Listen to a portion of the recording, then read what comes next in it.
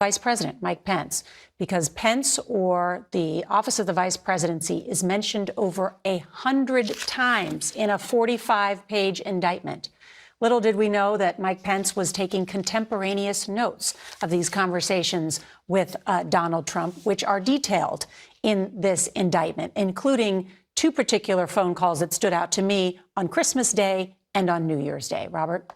And Mike Pence was on vacation in late December of 2020, and Steve Bannon, Trump's longtime advisor, infamously called Trump on December 30th, 2020, and said, "Get Pence off the ski slopes and get him back to Washington because we need to use him now to make him our weapon on January 6th. For Mike Pence, what a journey. I used to cover him in the House of Representatives. He was a conservative from Indiana. He called himself Rush Limbaugh on decaf. He hosted a radio show in the industrial heartland. Now he's the key witness in a historic federal investigation of the man he was loyal to for so years. He did take contemporaneous notes, and he was talking to his trusted lawyers and advisors, Mark Short and Greg Jacob, who both cooperated with the January 6th committee as witnesses all the time. And I think about that famous moment in January 5th, 2021, the eve of the insurrection. Pence is in the Oval with Trump one-on-one. And when he exits the Oval Office after being berated by Trump, who said, "Mike, you have to do what I want you to do. Listen to the mob outside." One of Pence's closest friends, Tom Rose, sees Pence come out of the Oval Office, and he says to others in the room, Pence was as white as a ghost. It was like he was in a hospital and gotten bad news. It was the most traumatic moment of his vice presidency because Trump, in essence, was asking him, in the view of Pence's advisors, to break the law. And doesn't he use a particular word at some point to insult Mike Pence as well?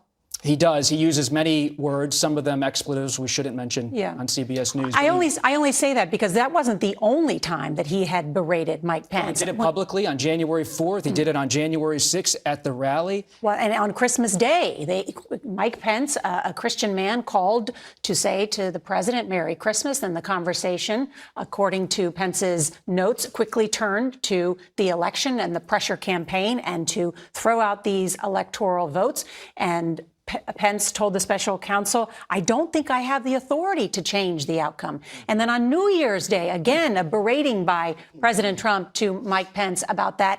And Mike Pence says, "I don't think I can do that. There's no constitutional basis." And at that point, Trump says to him, to Mike Pence, "You're too honest." And Mike Pence is now selling merch in his bid for the presidency that says Mike Pence too honest on it. It's almost as if he has been sort of unchained by the fact that this indictment has now been released. He's speaking out more forcefully against the former president than he has in the past. He says the president was more loyal, wanted him to be loyal to Trump, not to the Constitution. But what is he getting from Republican voters in return? Not much. According to recent polls, Nora, Mike Pence is at 3%, and the other Republican candidates who are willing to speak out routinely against President Trump, they're basically in the same boat. Will Hurd, Chris Christie, Asa Hutchinson, when you add up all of these candidates together, they've got about 6% of the Republican electorate, while the president's support, the former president's support, is only growing.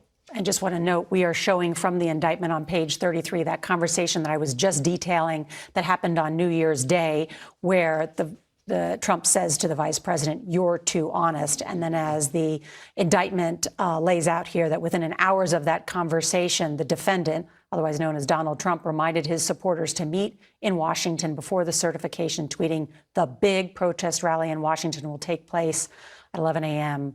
Stop this." And just to grasp the obvious here, this is not only amusing because Mike Pence is selling merchandise with "too honest" on it, but it suggests that the president knew what he was asking Mike Pence to do was dishonest, and therefore he knew what he was doing, which is one of the things that the special counsel is alleging.